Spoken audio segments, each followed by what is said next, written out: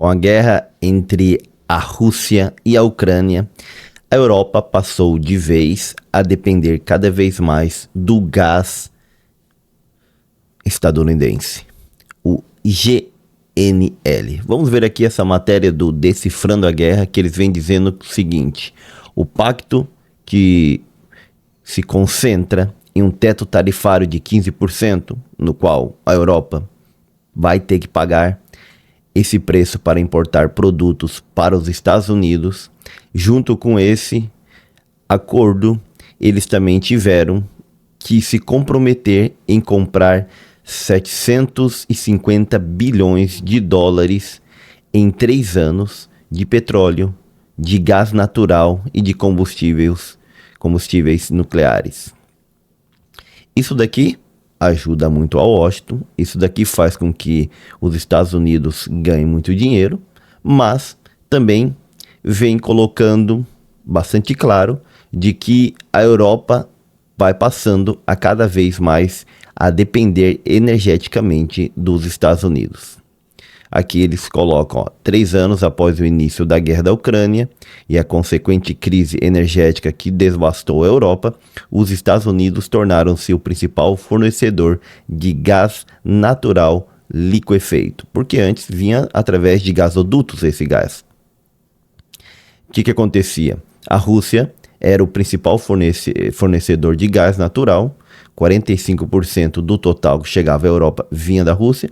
Existia também uma dependência da Rússia, obviamente que existia, por isso aumentou os preços de tudo. Aí esse gás vinha principalmente através do gasoduto Nord Stream 1, o Nord Stream 2 estava sendo construído, mas com a guerra ele foi explodido. Hoje se acredita que foi explodido pelos ucranianos para justamente cortar esse laço da Rússia com a Europa, e foi apoiado essa explosão logisticamente pelos ingleses. E também vinha através do gasoduto Yamal Europa. O que acontece? Aí a Europa começou a importar o GNL, que é o gás natural liquefeito, e para importar esse tipo de gás, teve que começar a adaptar sua infraestrutura, porque como vem em liquefeito, ele necessita ser regasificado. E aí teve que adaptar os portos, teve que construir essa infraestrutura de regasificação e assim por diante. Então, eles colocam nesse sentido, entre 2022 e 2024, a União Europeia aumentou sua capacidade de regasificação em mais de 1/3. Bastante, né?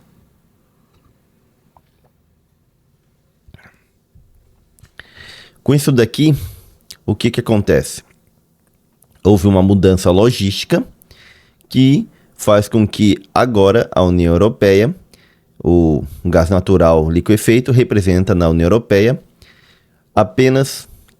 que representava apenas em 2021 1/5 do gás importado, ele agora representa 37%, com os Estados Unidos liderando as exportações para a Europa. E o Washington, dessa forma, passou de fornecer 27% desse gás para 48% agora em 2023. Isso faz com que cada vez mais a Europa dependa do gás estadunidense, do gás liquefeito. Bom, mas pode ver que não é o total. Por isso que outra forma de chegar o gás à Europa, principalmente aos países centrais ali, como Alemanha, França, Itália, é através da Noruega, que se consolidou como o principal fornecedor de gás da União Europeia através dos seus gasodutos.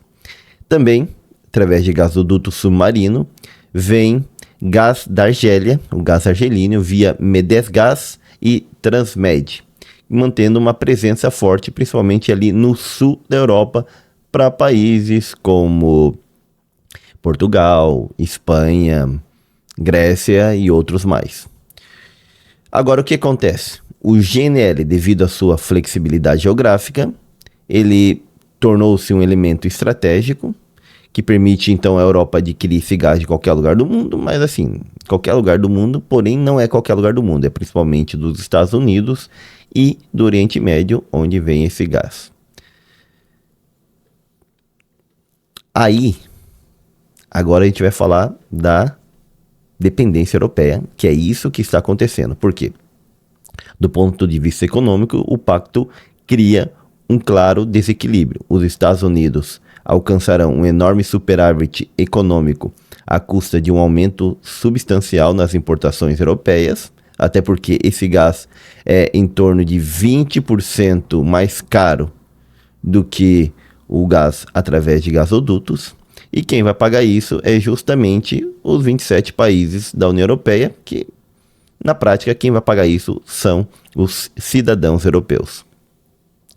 Entenda que eles falam aqui que as importações, o valor das importações dos Estados Unidos de gás para a Europa atualmente é de 76 bilhões e para atingir os 750 bilhões acordados entre Estados Unidos e União Europeia, eles terão que comprar em torno de 250 bilhões de dólares por ano, o que fará com que os Estados Unidos tenham que triplicar o volume de gás que eles enviam para a Europa. Mas aqui tem um instituto, o Instituto de Economia e Análise Financeira e de Energia. Ele diz que essa meta é praticamente quase impossível, porque há muitas limitações de terminais europeus justamente para regasificação. Eles teriam que industrializar muito mais, construir muito mais infraestruturas para isso. Também que a indústria norte-americana teria que redirecionar para a Europa uma parcela significativa das suas exportações, ficando praticamente com um comprador praticamente, tirando de outros lados do mundo, deixando de vender para outros lados do mundo. Então, eles dizem que isso aqui seria quase inviável. E, mesmo com isso sendo inviável, a Europa ela está cada vez mais se tornando refém dos Estados Unidos, que eles colocam que é um parceiro pouco confiável nessas questões, até porque os Estados Unidos está bastante inestável. E, além disso, essa dependência é uma dependência econômica, política e logística, sendo que a maioria dos terminais de regasificação europeus está localizado na costa atlântica, que fica longe dos principais centros de consumo industrial da Europa Central, que torna mais caro ainda, porque tem que levar desde essas centrais de portuárias que recebem o gás natural liquefeito até essas regiões centrais através de gasodutos internos, o que torna mais caro o produto ainda e mais dificultoso.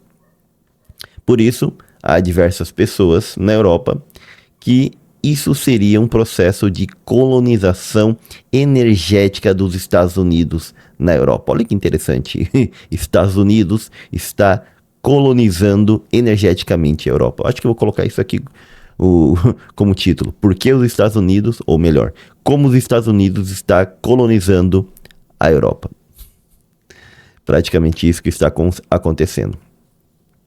E eles colocam, ó, essa reconfiguração também tem consequências ambientais e tal. Por quê? A ideia é a seguinte, a Europa prometeu até 2040 ela deixar de emitir 90% dos gases de efeito estufa que emite até agora. E apesar de que o GNL ele tem 40% menos de emissões do que o dióxido de carbono, o que acontece? Ela deixa uma pegada de carbono muito maior do que a utilização de gasodutos ou de outros materiais, fazendo assim com que a Europa, apesar de ter toda essa retórica de que vamos trabalhar para melhorar o meio ambiente, vamos diminuir as emissões, quando ela importa gás natural liquefeito, ela faz o quê? Ela libera metano adicional ao meio ambiente, que é muito mais prejudicial do que o dióxido de carbono, fazendo assim com que ela adicione uma pegada de carbono muito mais significativa. E isso faz que ela libera tanto no uso intensivo dessa energia, no transporte dela, no processo de regasificação, Tudo porque, por mais que tenha uma ótima infraestrutura, nunca deixa de liberar um pouco desse metano ao meio ambiente. Interessante, né? E além disso, para tirar o GNL é através do processo de fracking, que é um processo extremamente contaminante do meio ambiente. Aí fica bem claro que, apesar então de todo esse discurso climático da defesa do meio ambiente, vamos continuar utilizando o GNL, e para não comprar da Rússia, porque a Rússia é a malvadona do momento. Só que traz um problema em sua retórica, na sua forma de dizer, de que não vão conseguir deixar de emitir esses 90% até 2040 se continuam realmente importando esse gás diretamente dos Estados Unidos ou de outro lado, a menos que eles voltem a importar da Rússia, que não seria algo impossível. E aí eles colocam mais, que existe uma armadilha com tudo isso, que o acordo entre Bruxelas e Washington, ele evitou a escalada do conflito tarifário, realmente, porque a Europa praticamente cedeu, abriu as pernas. E aí o que acontece? Triplicar as importações de energia dos Estados Unidos em 3 anos é um grande desafio, é quase impossível, e implica o quê? Que quase 70% das importações de combustíveis fósseis do bloco virá então apenas de um único parceiro, deixando extremamente vulnerável e dependente dos Estados Unidos,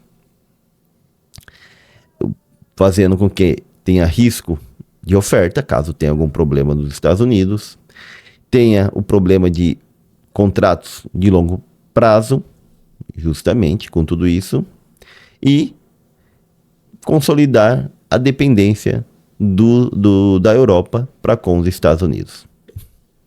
É praticamente isso que está acontecendo. A Europa está ficando cada vez mais dependente energeticamente dos Estados Unidos. A Europa está sendo colonizada energeticamente pelos Estados Unidos. E aí, o que você acha disso?